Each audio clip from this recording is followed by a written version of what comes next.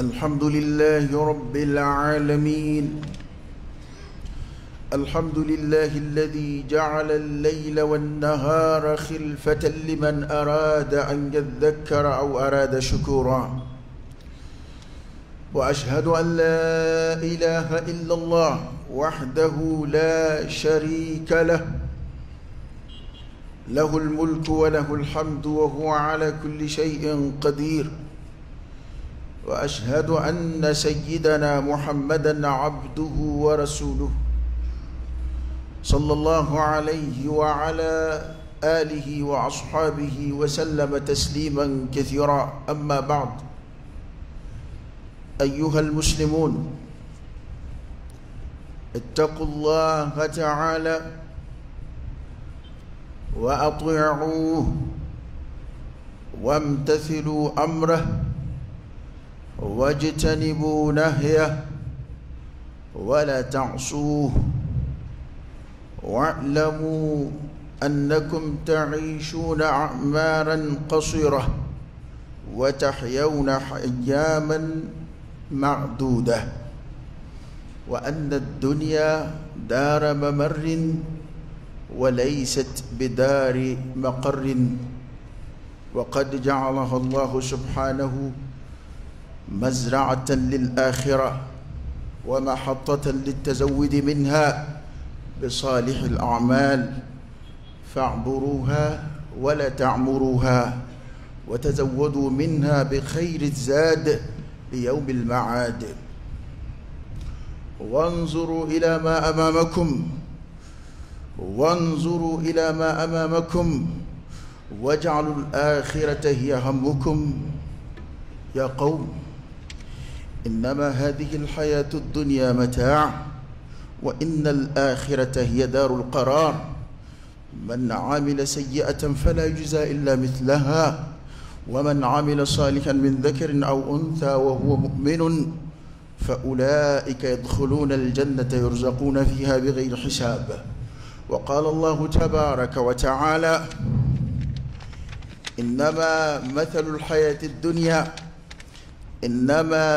الحياة الدنيا كماء أنزلناه من السماء فاختلط به نبات الأرض مما يأكل الناس والأنعام حتى إذا أخذت الأرض زخرفها وزينت وظن أهلها أنهم قادرون عليها أتاها أمرنا ليلا أو نهارا فجعلناها حصيدا كأن لم تغن بالأمس كذلك نفصل الآيات لقوم يتفكرون. والله يدعو إلى دار السلام ويهدي من يشاء إلى صراط مستقيم، جعلنا الله منهم. الحمد لله رب العالمين. تنوب عليه تافب الله مسعد. الحمد لله تنوب عليه الذي يعلمني جعل الليل والنهار خلفة لمن أراد أن يذكر أو أراد شكورا. ألم يشنت لي فوفونيونغو ما مني بافك على بركة كواتي ديما نمام بافك بركة علي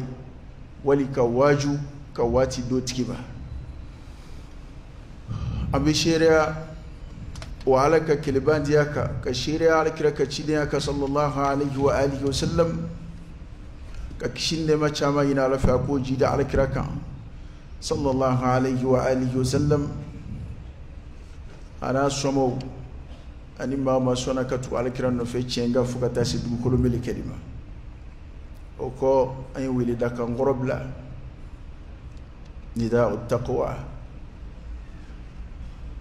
على يسرين ولدك. أيها الناس اتقوا الله. أيسر علي وامتثلوا أمرا ألك يأمركم أن أنجتولا واجتنبوا نهيا الله تعالى كالذي الكون أن أنفرتولا أطيعوه في السر والعلن أي ألك يأمركم لبتو جندولا أن يبنينا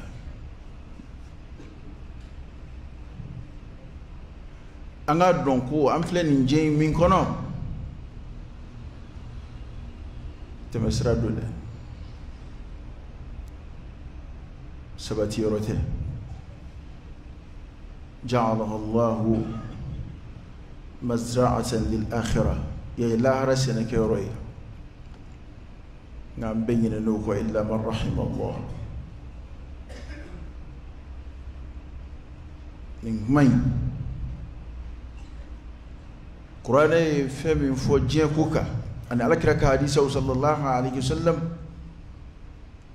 يقولوا كلا كأنشوف فلبي إجري بين يما من أو منجا ودب ما أسرع أكما فولي كما قرأوا لي كانوا حكي جي على جي تمسري نمغو يا كسبت يروي يعني لا هرين يروي نعم بلك يعني رديني يعني يا فينوري ألف أنفع آدم على أدلا كان مسحا ونو ينبها ويبلا الجنة دكانو ويركا كوالي كراسو ويكوبو على كلتك كرو يموي جرمو يا فيروي يعني سكيروي علما نعم يا كجرمو كرا كيروي حديثنا كلها عن الدنيا أما بربك كم بيجي دمبي الخصومات كلها من أجل الدنيا كيف نفهم بني يونجي أببلك كجيه كما نمي وسر جينا وكجتلا عليه وسر أكنير ما ينينا حلو ياسرو فهم مما ستسمى مكي هلك الله هرا حلو ياسرو وبيد فاباتي لا حلو بك ينزرال يعني بكو في أميون نجي أميون ملسا أمي كوفوكا جنيون بلو أسلامه على كرة من فوان جينا أنا القرآن من فوالا ما شتك بولا أو ملسا ردي إلا من رحم الله والله الذي لا إله إلا هو قرآن من فوق أما مد إلا من رحم الله جاء ملسا نسي ربي كون لجي كي تاشي نهاكلي بلا كافل قرآن من فوق بمالويا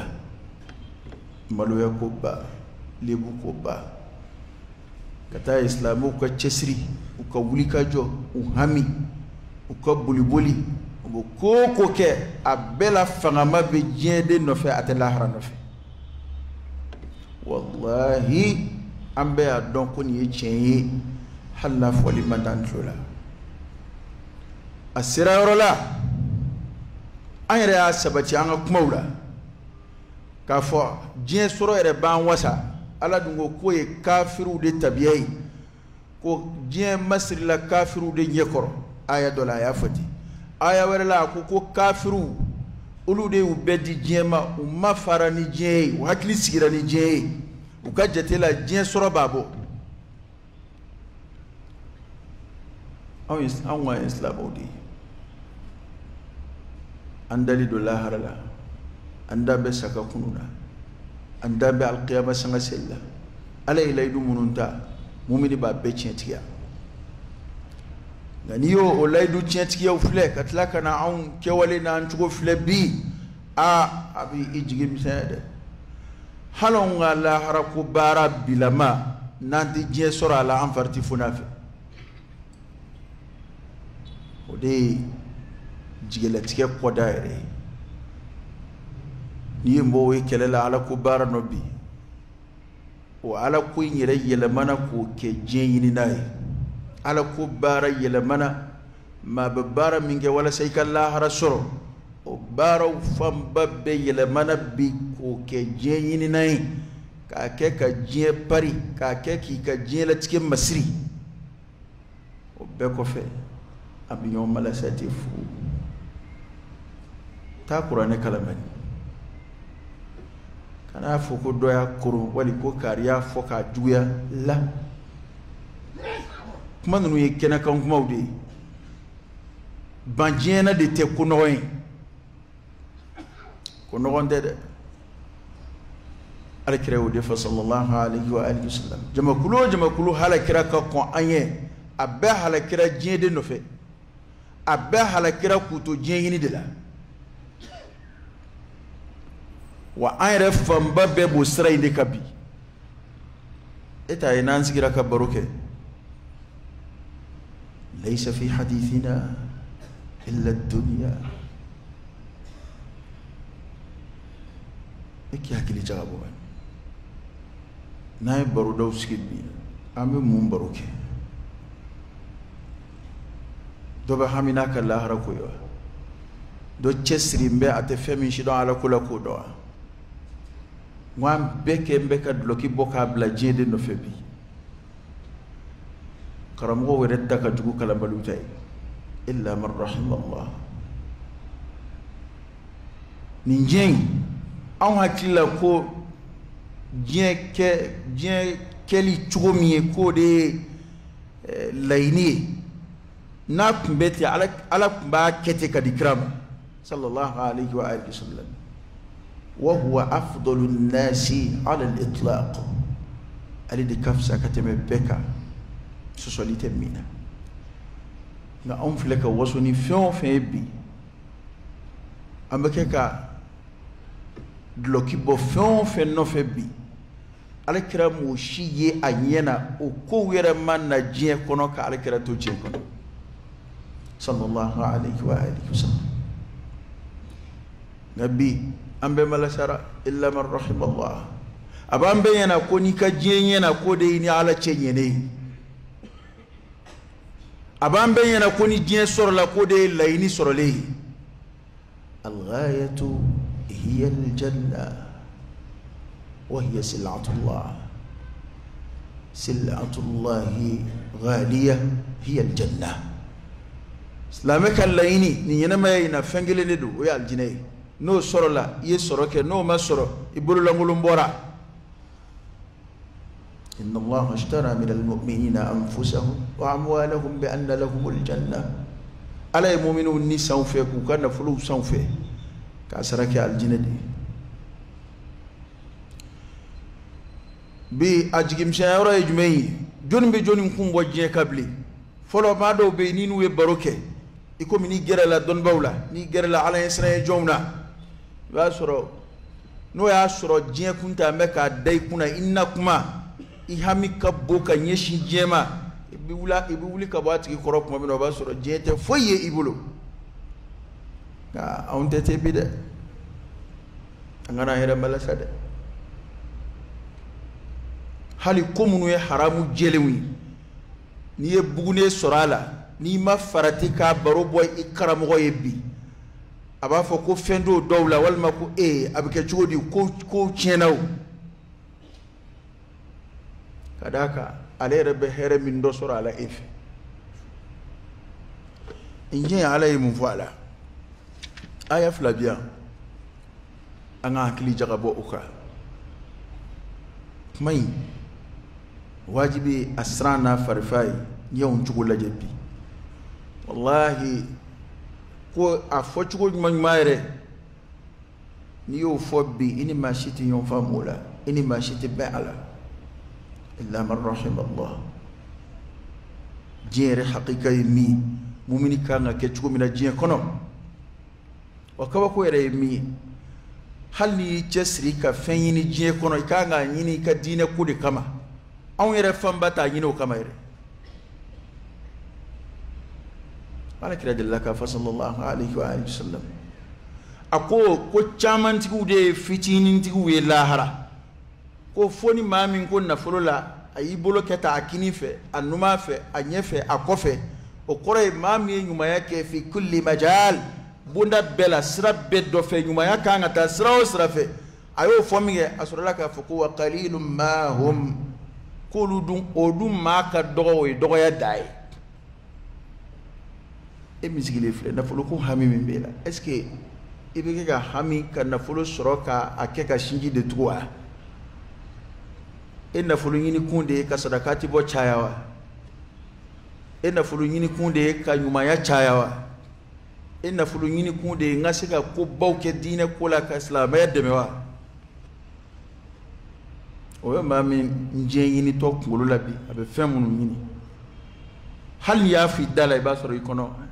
chende alakiradun sallallahu alayhi wa alihi wasallam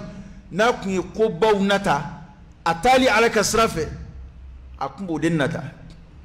masalan madola bafo ko ale ba natanin kulu ka ke sanui ka dalima lisa bakana teme faka suraya ben fakati Sayyidina Umar shendola ay du kolo do soro ay reko ko ale madilika na fulu soro na fulu miyan ni soja katemaka ale mo soro anana ala kira sallallahu alaihi wasallam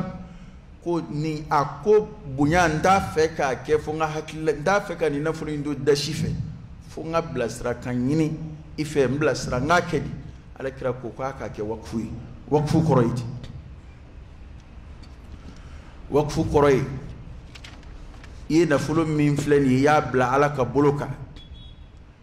ideun ta chienta ideun tsiga fere ma wore tsiga fere ya di alama na fulu mbe continuer ka baraji de yini isale kofe o koray na fulu in soromu no mbe boala olu be do islamaya de mesra fe absega ke yire de mesra do dandige absega ke o kotura islamo were bolo walman islam fanga be o kotura wakfu be jere jamana kono chukomena nga bi hali o wakfu kelingeleni munumbe amfeya islamo talaka nafanu wede na folotiki do jena ka wakfu ke ka fone ni ndi alama nga mogodo kelengelena de beke ka balo o nafolo la atisi islamo ba mogodo kelengelena de beke ka ken nafolo tiye ni o wakfu ye atisi islamo ba ni ma kala ne be ni kuma fam mamun bu yere kala bolo be ni kuma fam wakfu koroyedi ni fay bala di ka boloka anafata asra de bijra ngani wakfu kalfara mima bi jien ko kama o wakfu nafa o soro o be ekelentay islamo ta donc wakfu kera wakfu de dun koroy ko nafa ka islamo ma jien ko donon kulo kono kasi hakela ay islam ya shere betunu ana ay ko betunu ana wa koko no ba yere kunga ando chenere yebli parce que anga soro bala ni ka soro be mina ite chenere yola bli te tafa yere yola am se fena o wal kiri fese na kiri munu ni o kiri nyene bo baye ere o be nyene bo ere de ka niveau la mati dado la yere kon bo ke kata tendron ki ka dien dlanay ki ka dien ferenay alkira sallallahu alaihi wasallam akoko umar kana fulin ke wakfu na fulun minama delika nyonzoro lan tanalu albirr hatta tunfiqu mimma tuhibbun ngabidu hali dara dina barakala mina ko ni mina ikaninge ni mina ikatla ningeta ko chabambe sena fama utabe sena nga angana ngina yere ko de fama utabe kube jamaje nafulo kuna akanga ke chukuma atiketi awa ko min kal fambi yere ma yere o fama ide ebo nafulo do dajme baraka ke chukodi ibiga ke chukumi na akanga ketia sheria ba fokwa kata usrafewa mwini mbesa uma abe jien ko ide adamaden na tabuya na bi ka ɲɛsin diɲɛ ma o kɛra bonya da ye hakɛ yɛrɛ t'a la a kɛra sababu ye ko minnu yɛrɛ bɛ diinɛ taa ɲɛfɛ mɔgɔw cɛsirilen t'o fɛ dɛ wari bɛ sɔrɔ diinɛ ko kɛcogo minnu na bɛɛ cɛsiri b'o de nɔfɛ illa man rahimallah ne tɛ nin kuma in détail koyi nka hakilima bɛɛ ye kulu kuncɛmana dɔn fuga ye n'i ye enquête ye ka duloki bɔ ka ɲɔgɔn sama ko o ko nɔfɛ ala ko la bi o ye ala ko diɲɛ kolama ye diɲɛ bɛ sɔrɔ min na n'o tɛ ala ko baara xaalisiw bɛ yen maa fila tɛ kɛlɛ a nɔfɛ nka bɛɛ y'a dɔn ko a ka di ala ye bila khilaaf diɲɛ an ma lasa dɛ an k'an janto an yɛrɛ la an k'an janto an yɛrɛ la janto n yɛrɛ la kɔrɔko ka ɲi nin diɲɛ in laban t'a la dɛ aya fɔlɔ mu'minu ali fir'aun o de ka kuma don ala ye kuma in lase an ma a kɛra ala kumakan ye bi nasul qur'an ni kuranɛ aya ye ko ya qawm n ka mɔgɔw dɔw ko musa yɛrɛ de ye kuma in fɔ dɔw ko la cɛ min limaniyara firawuna ka mɔgɔw la n'a kun kɛn bɛ k'a ka limaniya dogo ko o cɛ in de ye kuma in fɔ ko ya qawm innama hadhihi alhayatu ad-dunya mataa' k'i k'a dɔn nin diɲɛlatigɛ ɲɛnamaya in damuta kunkurunin dama don wa innal akhirata i k'a dɔn lahara hiya darul qarar o de ye sabati so ye man amila sayyi'atan fala yujza illa mithluha ko ni maa min ye walejugu kɛ fala yujza o tigi tɛ sara illa mithlaha fa ɲɔgɔnna i ye kojugu min kɛ o de bɛ kɛ k'i sara an filɛ baara minnu na i bɛ sara n'i ka baara de ye a diɲɛ bɛ ka bɔ a ka mɔgɔw bolo ko diɲɛ tɛ foyi ye fo damuta kunkuru aw bɛɛ b'a dɔn k'o ye tiɲɛ ye nka maa si sɔn tɛ ka i yɛrɛ waaju n'o ye k'i hakili sigi diɲɛ ko la illa man rahimallah maa si sɔn tɛ ka diɲɛ surunya ka baara kɛ n'o sira ye illa man rahimallah an bɛɛ de bɛ san ba kelen baara ka k'a laɲini diɲɛ kɔnɔ n'i y'an ɲininka an ka dalilu ye jumɛn ye an b'a fɔ ko an b'an denw ka siniɲɛsigi ko an b'an mɔdenw ka siniɲɛsigi diɲɛ yɛrɛ don san 100 damadɔ nata e kelen bala k'o bɛɛ labɛn nka yanni san damadɔ cɛ dama i ɲinɛ b'o kɔ tuma dɔw la adamaden si mana se hakɛ dɔ la i sigi bɛ ni saya ye don bɛɛ a tɛ cun don si la a tɛ fɔ don si ko e sara ko bɛ kɛ balila ko ye mɔgɔw la ni ala ye si di o don bila bɛ k'an bɛɛ kɔnɔ i yɛrɛ sigi bɛ n'a ye bɛɛ sigi bɛ n'a ye ale saya kɔni man di maa ye nka e yɛrɛ y'a dɔn ko nin ko kunu ani siɲɛ man ca nka o n'a ta bɛɛ san 100 hakɛ ko minnu a bɛna kɛ cogo min na e kɔfɛ e t'o dɔn ala de b'o dɔn ala y'an bila sira k'a fɔ ko an b'an juraya siniɲɛsigi ni ko minnu ye mɔgɔw ɲinɛn'o kɔ an b'an denw ka sini dilan ni min ye ni walidenw jigi tuguli ni sinji tuguli ni ala ɲɛ siran ye baaraw ye mɔgɔw ɲinɛn'o kɔ bɛɛ cɛsiri bɛɛ ka baara kɛ ko min n'a fɔ an bɔtɔ tɛ yan nin ye tiɲɛ ye dɛ nin kuma in kɔrɔ tɛ k'a bɛ masaliya ka bɔ baarakɛla a kɔrɔ tɛ ko wari ɲini ye haramu ye a kɔrɔ tɛ ko sojɔ ye haramu ye nka n'a y'i sugu la ka bɔ lahara ma i tɛ tiɲɛ na hali tun kana wolo an dun y'a ye maa caman de sugu la bi mɔgɔw bɛ yen bi miliyari b'u bolo a tɛ foyi ɲɛ u ye munna u tɛ hɛrɛ sɔrɔ a la o u tɛ ɲumanya k'a la u tɛ sinji tugu a la u tɛ sigiɲɔgɔn jigi tugu a la foyi o miliyardɛri joli do n'a ni fantanw bɛ ɲɔgɔn ka sigi la n'a ni fantanw bɛ seli la misiri kɔnɔ u t'a dɔn a t'u dɔn a n'u tɛ ɲɔgɔn ye sira la yɛrɛ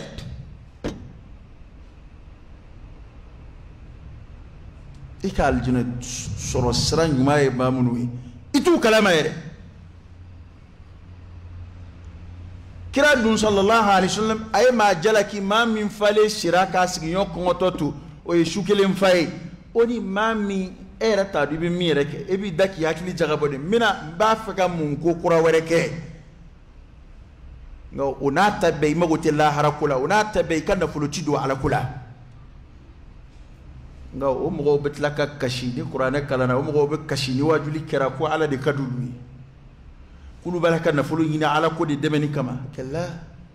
shaytana imalasa am temena nyon nige daraja la am be ka yere de nige ala kira ka sahaba munun do kilinga bara ni jebe balaka la kale fuka na sibbi ma fuka ta sidu ko lombele kelima wallahi bi na fulu me mo bulu bi akuntu lu do usiraka ala yini nu kana fulu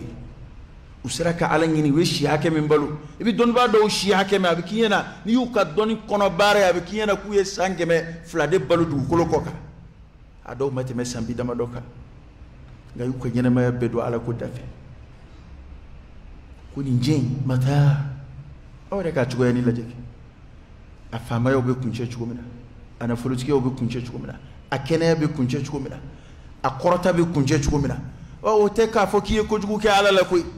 be de sigimbe ko kono jinye so banta de ya kono fe be de be ba fon fembe sina abede bina kunche likulli naba'in mustaqar kibariya fon fe abede be sadana opa nyete mato ta kunche tola isigile nyena wa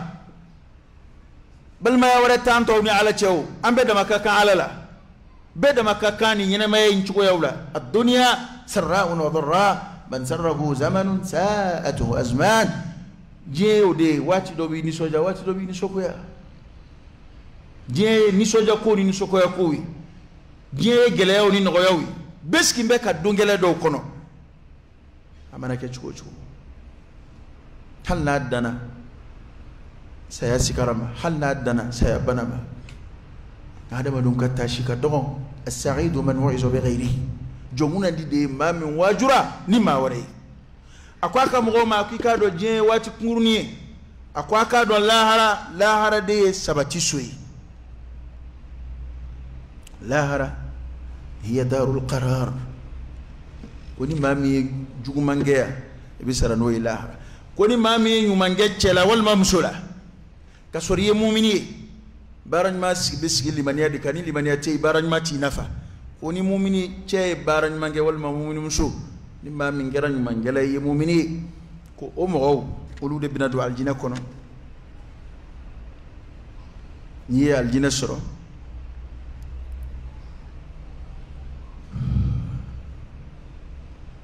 iye niyoro soro niyoro minati ba iye niyoro soro niyoro minati kochke iye niyoro soro niyoro mi ni ala yere wele ko niyoro bilibili al-fawz al-azim al-fawz al-kabir nga chena anjama mbege limania wele dabbi ne skambe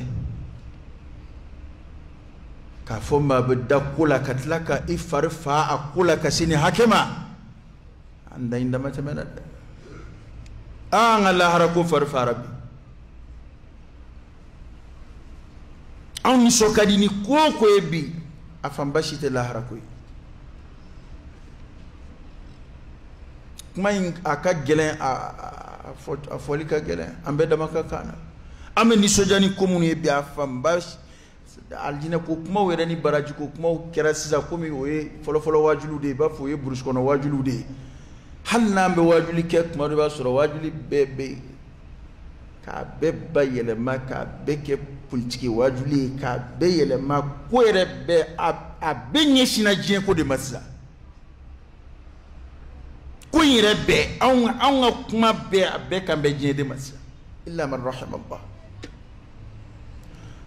ala dunya aljina de fode ako nyuma ngelaw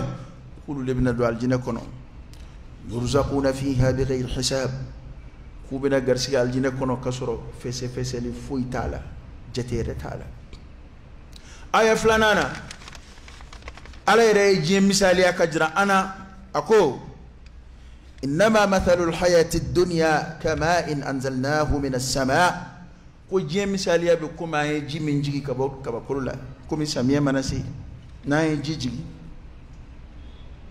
san nana ka labɔli kɛ fakhtalata bihi nabatu al-ard dugukolo falenfɛnw nana fereke ɲɔgɔn na ni ji ye ka falenfɛn nɔnɔya min ni min tɛ kelen ye wa zajjanat dugukolo kɔkana nana masiri kada dugukolo masiri ye falenfɛnw wa zanna ahluha annahum qadiruna alayha ko fa nana kɛ sɛnɛfɛntigiw ɲɛna walima sigida mɔgɔw ɲɛna k'a fɔ sisan kɔni se b'olu ye k'u yɛrɛ nafa ni falenfɛn ye u bɛna falenfɛn ninnu tigɛ tuma min na a ɲɛnen ne ala ka yamaru nana a ma laylan aw nahara sufɛ walima tile fɛ faja'alnaha hasidan ka'an lam taghna bil ams an ye falenfɛn kɛ hasidan k'a cɛ ka bɔ yen ka'an lam taghna bil ams ni nani jɔ a yɔrɔ la i b'a fɔ ko a kun tɛ yen kunungo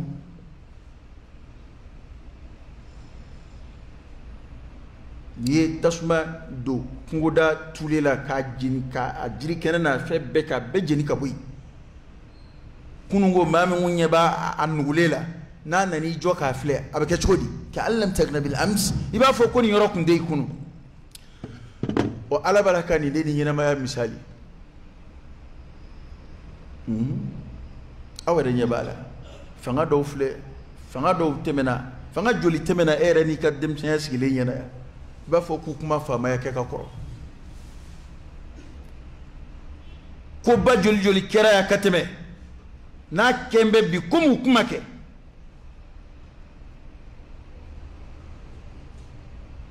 o kuma e ta i yɛrɛ ta in bɛ kɛ ko lakalita ye don min na i t'i miiri o la ŋan b'a la ka ko tɛmɛnenw de lakali e t'a dɔn k'i yɛrɛ ta bɛna lakali i kɔ don dɔ la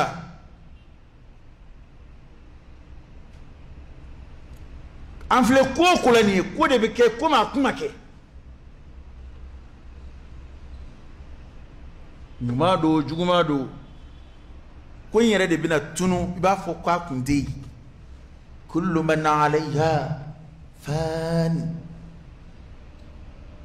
ala jɔnɲuman dɔ y'o de fɔ a ko hali n'a kun danna adamaden yɛrɛ buniya cili ma k'a fɔ ne yɛrɛ kariden filɛ n bɛna ban ka n doli ka n kɛ bɔgɔ ye k'o kun ye hakilima bɛɛ haminan bɔ ni k'i jɔrɔ k'i waaju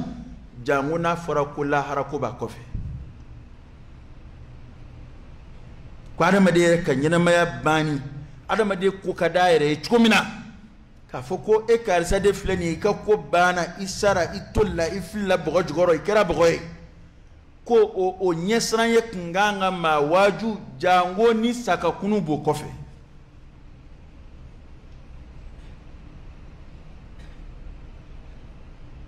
n'i y'a filɛ wallahi kuma dɔw la hali saya tɛ mɔgɔ waaju bi illa man rahimallah fɔlɔ ni maa kelen kun sara sigida la mɔgɔw fari bɛ fa sigida maa bɛɛ a tun bɛ kɛ dɔw yɛrɛ ka tubi sɔn bi nka sisan foyi mɔgɔw bɛ kaburu sen la u b'u ka baro la su b'a la ka bila dingɛ kɔnɔ dɔw den bɛ kɛrɛfɛ u b'u ka nafolo ko kuma na u ma se ka hali sabali ka u ka diɲɛ telefɔni ciw ka resuwali jɔ fɔlɔ u ma se ka hali sabali o waati kunkurunin kɔrɔ wa n'i bɔra ni janaja kɛra 10 heures n'i nana wula fɛ 5 heures a bɛ k'i ɲɛna ko janaja tɛ yen bilen ko kɔɲɔ de tun kɛra yan a sɔrɔ bɛɛ tɛmɛ n'i cogo fɛ kullu shay'in aadi fɛn bɛɛ kɛra cogo ye i b'a fɔ ko foyi ma kɛ wa mɔgɔw pereselen don janaja banni kɔrɔ ka t'u mɔgɔw la ka t'u ka diɲɛ ko la u ni dɔ de tun b'o diɲɛ ko in na ɲɔgɔn fɛ sisan o nata tun bɛ kojanw kan komi olu yɛrɛ nata tun b'a kan cogo min na dɔw sigiɲɔgɔn don dɔw terikɛ don dɔw balima don nka foyi olu yɛrɛ bolo nin ta de banna nin n'olu ta tɛ ɲɔgɔn ye sira kan olu bɛ t'u ta tɔ ɲɛɲini an ka alajɔ ɲuman dɔw tɛmɛna mina salaf balima janaja tɛ dɛ nka n'a kɔni participera janaja la diɲɛ don o don fo ka taa o don tile bɛn fo ka t'o don dugu jɛ a tɛ se ka foyi k'a yɛrɛ ye ka wajuni o sayi wada to alkira kun kangar da kaburdo juralla alabana ka fa ko ta jura ko ba mo hakili jigi laharala o ye kati joka kaburdo fle da mai jango ayre tara dode do ere nyebe shudda tukola dinge kono e a donc hali bi wulaina ni nywana psika e soro hali shuina ni nywana psiki soro hali shini zogoma ni nywana psiki soro o jana ta juljuldo na o ke na fura kwa tigera be jana da kayro la kunu na foi mu mi jigi mi shada ma de la bi ni yayi ko mo be shu du fa kono war shuin o be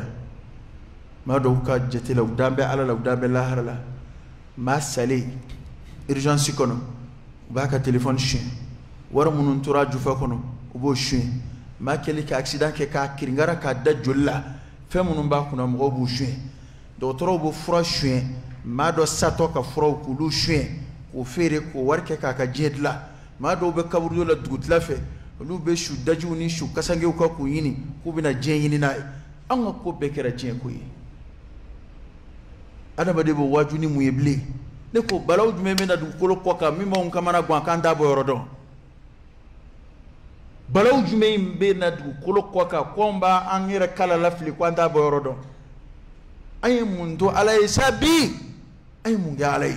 mo wajura ni mu illa man rahim Allah ko galera de a galera fuga sadar fe no kumba adama de waju o beyele manasa waju li kelan yere yele manaka ke je yini nawi adama de kanga waju ni ko munu yo ko yele mana ko ke je yini nawi bana ko je ko nunu de kwa bu ko mina fo ni falen fe on valina ni nana ayoro ni ala ya a détruire ka boy ka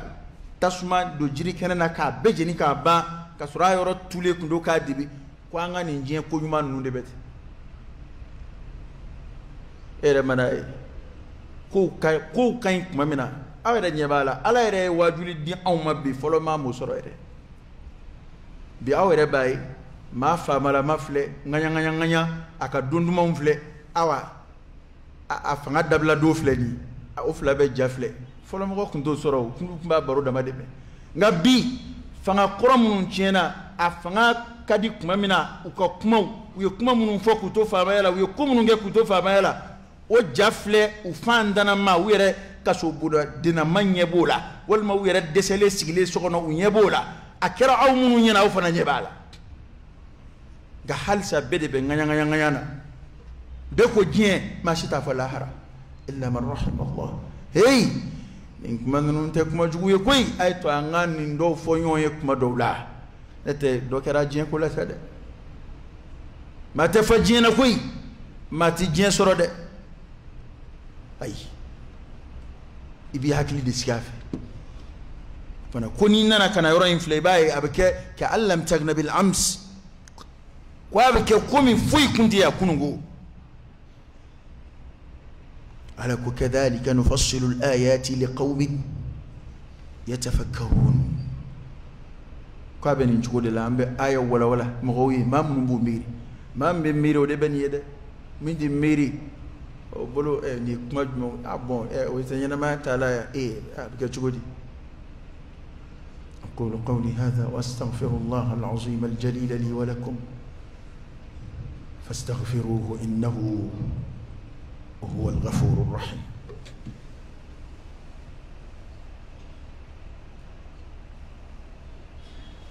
الحمد لله رب العالمين حمدا كثيرا طيبا مباركا فيه وصلى الله وسلم وبارك على سيدنا ونبينا وشفيعنا وحبيبنا محمد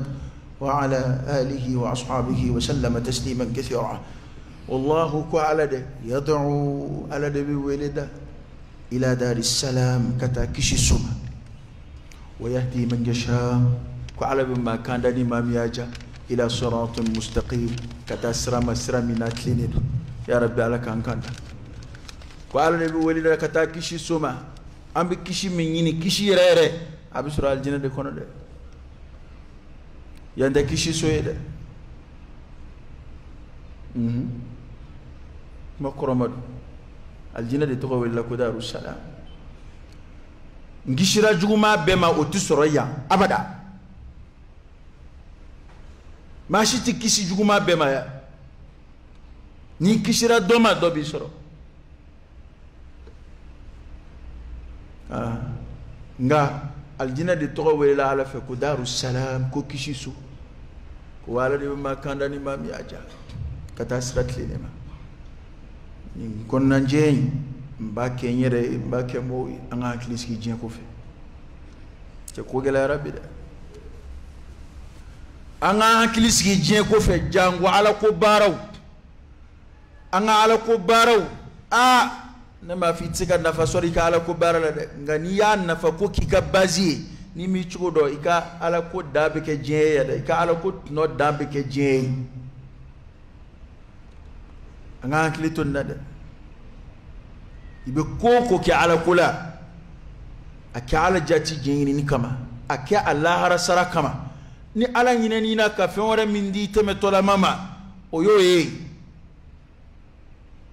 nga na ya beyele maka beke jeni nay lahara mado bitaye we barake jena danga saratu ye lahara da qur'ane o fana mo ofo ube buru lahara barake baliyata da we barake nga baray majiya alay baray ma khalasha alay baray ke kun yerere o ta alay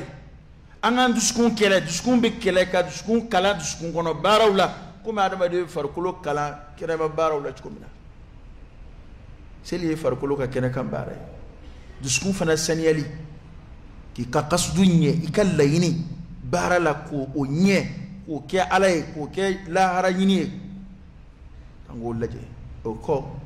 ka wele bla mamunu e jien soro aya hakilito ala kula aka hakilito dine kula aka hakilito ayra kuna yani aka boko nunguna ani yani fen nuntiki aka boshala inye ba mfon fena ko karitaini yani wati do chedidu o jarandlulawa majandlulaw hali yere ka du jole minni ba kono itado yani wati do dice iye du min jo da titre fonso bi togola itado yani kuma do dice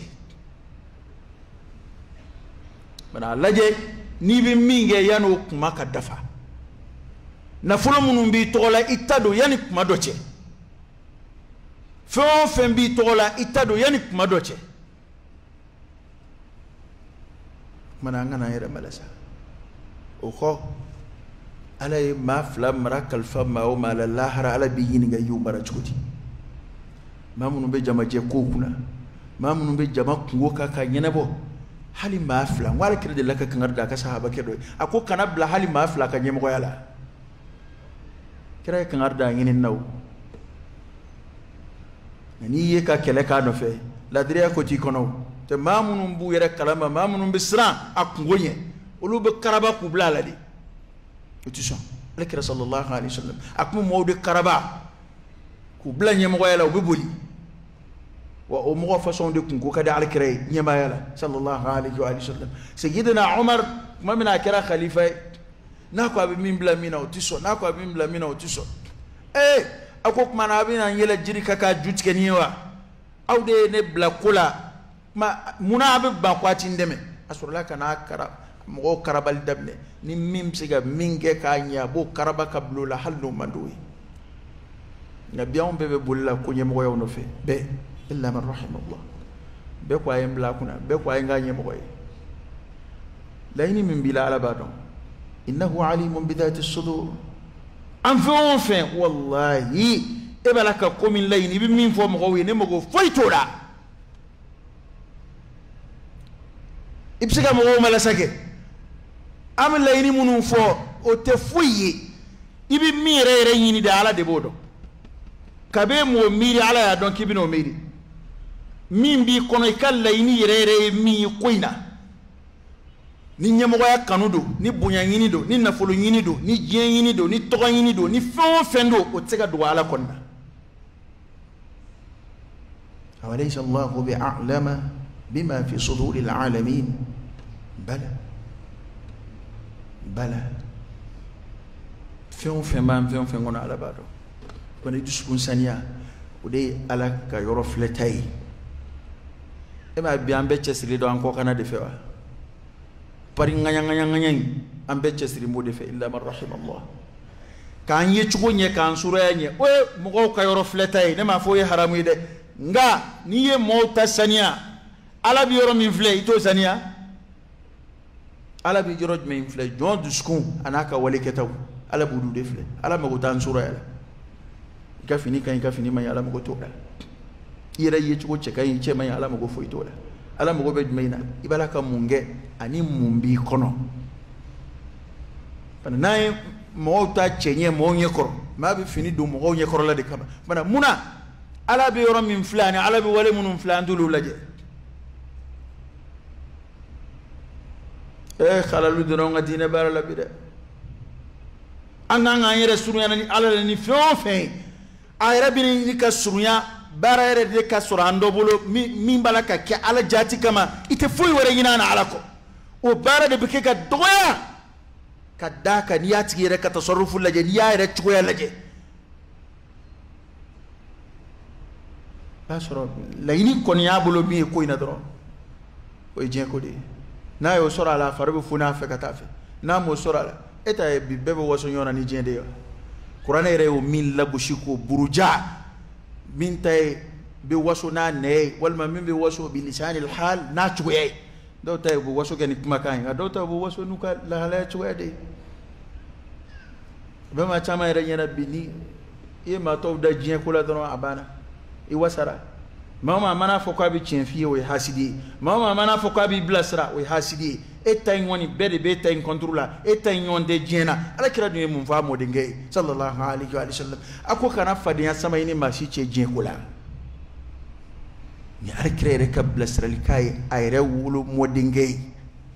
a ko kari kana tɔgɔ ye di Sayyidina Ali radiyallahu anhu ko a denkɛ ma Alakira mɔden a ko kana fadenya sama i ni maa si cɛ diɲɛ ko la ni maa o maa ye fadenya sama n'i cɛ diɲɛ ko la a ko a fili a kan i ka taa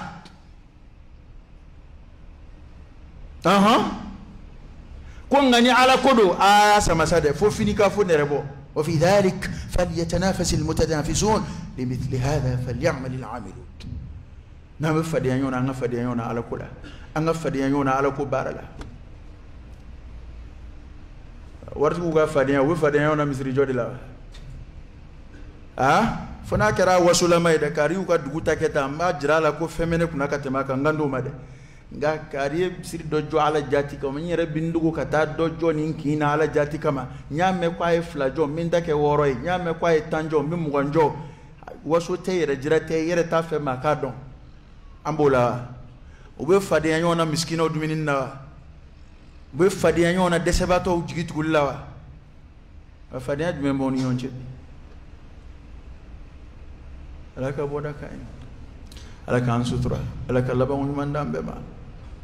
maa kan ka dugawu caya sa dɛ ka Ala ko suma caya ka dugawu caya i yɛrɛ ye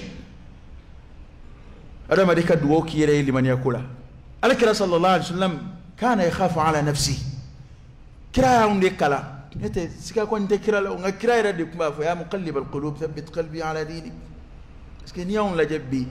wallahi an bɛ min kalan mɔgɔw kunna n'i y'o ni waqiw da ɲɔgɔn kɔrɔ fo ni e yɛrɛ bɛna laban ka siran o tuma e de m'a faamu wa tari mun kɛra a ye denmisɛnninw ɲininka bani wallahi maa ma se hakɛnin dɔ la n m'a fɔ ko ne ye mɔgɔkɔrɔba ye dɛ nka ni karamɔgɔw wajuli kɛ kan mɛn bi ka aya dɔw b'a kɔrɔ fɔ aya in lajɛ i b'u yɛrɛ lajɛ i bɛ kuma in lajɛ kira ka hadise in lajɛ sallallahu alaihi wasallam u b'a fɔ ko salafu tun b'a kɛ tan olu tun b'a kɛ tan i b'o lajɛ k'u yɛrɛ i b'a sɔrɔ u tɛ tugu salafu nɔfɛ a si la u tɛ tugu Alakira ka kuma nɔfɛ a si la nka olu kɔni b'a fɔ dama de an bɛ Alakira ka ladiriya misaliya minnu fɔ olu bɛ min bi Alakira ka sahabaw ka danaya n'u ka tiɲɛfɔ n'u ka u kɔ don ni diɲɛ na n'u ka layidu dafa ni ka ko kɛ k'a s'a seyɔrɔ la hali ni sɛgɛn b'i ta tiɲɛ i tɛ wari namara i t'a dun o danayaw bɛ min nka an b'a misaliyaw fɔ la bɛɛ bɛ kule hali mamun be klika be bosla mayala ni kaba ko kuma wi kuma dola ala riwayo masaha wire munge ala kula wi la direct me bula tien fod me bula tien waliad me bula wa jango fedo we fanga sura anfeya wallahi tanke no makela ka boya amba ambe fu kuna mi yon nege damadi ni tien dana foli mate fuidla eli kafiru ka tien kuma o chamate ni qur'ana kono ayu bali ko du jahannama kono we tien kuma o chama fonga uma walea hata yahud mo yahudi kuma alakira ka kira tien fo kerefe ngo ma songa tuano fe